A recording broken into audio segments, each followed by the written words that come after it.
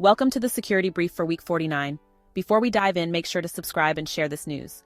To our first story, Stanislav Moiseyev, the head honcho of Hydra Market. He was the mastermind behind a platform that sold drugs, laundered money, and maybe even your aunt's Netflix password, is now trading his kingpin status for a pair of prison slippers and a cot in Russia's strictest penal colony. And as if life in prison wasn't enough, Moiseyev has been slapped with a 4 million ruble fine. Let's just say his GoFundMe isn't looking too hot right now. Hydra wasn't just a one-man show, it was practically a criminal startup. Moiseyev's co-conspirators, 15 of them, because teamwork makes the scheme work, were also handed prison sentences ranging from 8 to 23 years. Their collective fines? A whopping 16 million rubles. You know, because what's the point of being in a gang if you can't split the check? Before being shut down in 2022 by German and US authorities, Hydra was an online bazaar for not only selling drugs, it was a one-stop shop for stolen data, fake IDs, and even hacking for hire services. Need a counterfeit passport and someone to crash your ex's email? Hydra had you covered. And boy, business was booming. At its peak, the site had 17 million customers and a revenue of $1.35 billion. To put that in perspective, that's more than what your local pizza joint makes in a million lifetime. Hydra had its own Bitcoin bank mixer. Think of it like a money laundering machine, but for cryptocurrency. Every shady deal was scrambled and hidden, making it tougher for authorities to track down where the cash went. When German police finally seized Hydra's servers, they found 543 bitcoins worth over $51 million. Imagine the world's saddest treasure chest. Now the Hydra's been taken down, the Bitcoin stash is gone, and the dark web just got a little darker for its users. Moving on. South Korea just dropped the mic on a tech scandal that's out of this world. Literally. A South Korean CEO and 5 of their employees were arrested for turning satellite receivers into unwitting internet brawlers. That's right, these devices weren't just for catching your favorite shows, they were locked and loaded with DDoS attack functionality. Who knew a box meant for watching dramas could create one? These companies, let's call them Company A and Company B because nobody's naming names, have been in business since 2017. But in late 2018, Company A made an unusual request. Hey, can you sprinkle in some DDoS magic with that hardware?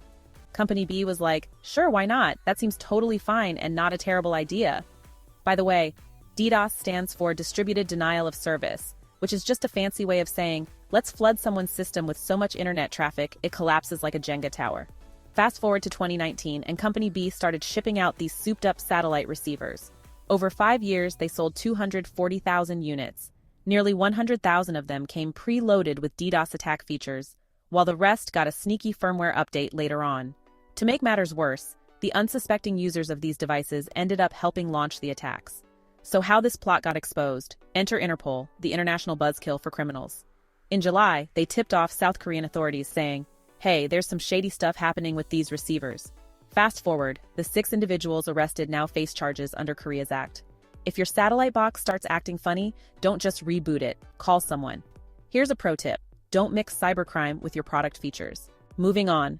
Romania's election systems were bombarded with over 85,000 cyberattacks during the recent presidential elections. That's right, 85,000. Interpol and Afropol joined forces with cybersecurity heavyweights like Fortinet, Kaspersky, and Group IB to track down cybercriminals running everything from ransomware to Ponzi schemes. The results? Arrests in 19 countries, the dismantling of 134,089 malicious infrastructures, and a collective sigh of relief from victims across the globe. Just days before the first round of voting, the Permanent Electoral Authority's IT infrastructure was compromised. A server containing mapping data was breached, giving attackers a backdoor into the electoral network. Who was the unexpected star of this cyber show?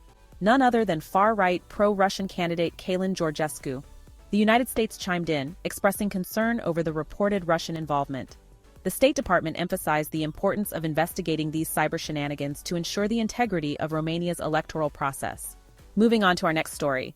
Let's take a trip to Nebraska, where one man learned the hard way that running a $3.5 million cryptojacking scheme is less get rich quick and more go to jail faster. Meet Charles O. Parks III, aka CP3O. No, not the beloved golden droid from Star Wars. This CP3O isn't fluent in 6 million forms of communication, but he is pretty fluent in cloud computing fraud. Parks just pleaded guilty to running a cryptojacking operation so bold, it left 2 cloud computing giants in the dust, and with unpaid bills totaling $3.5 million. Here's how Parks pulled off his scheme.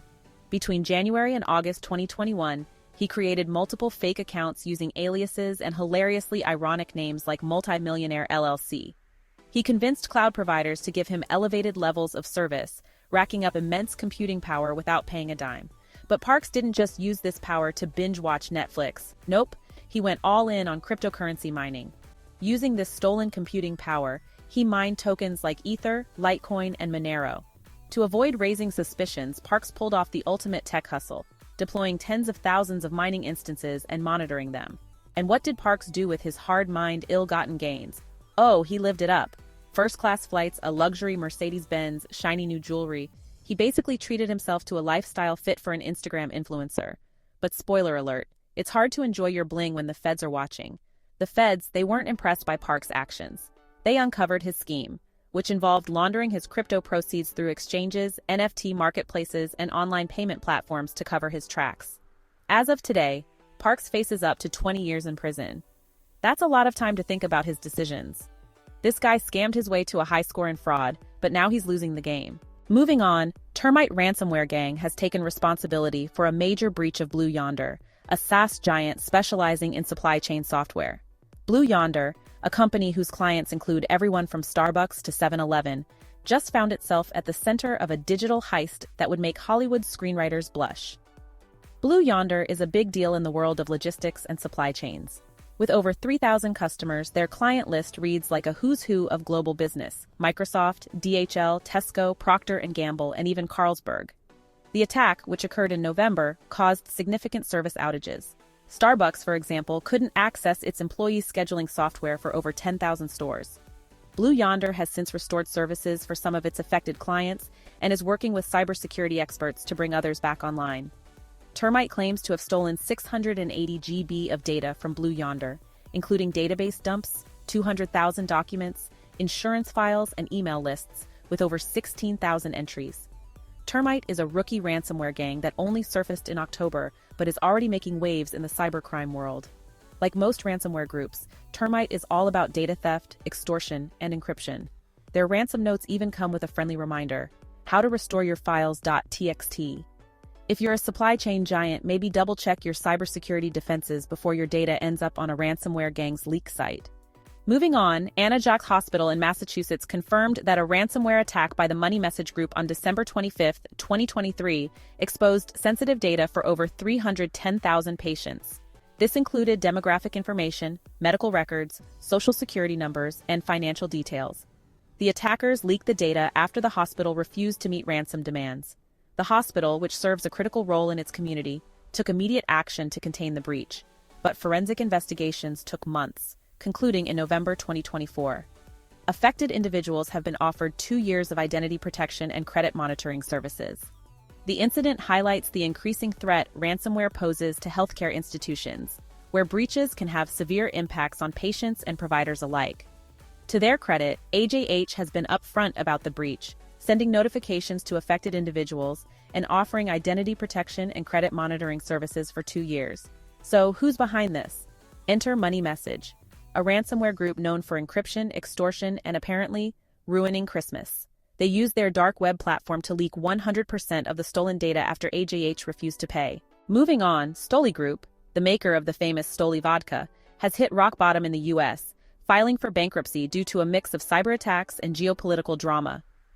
An August ransomware attack severely disrupted its IT systems, including its enterprise resource planning (ERP) platform, forcing manual operations and delaying financial reporting.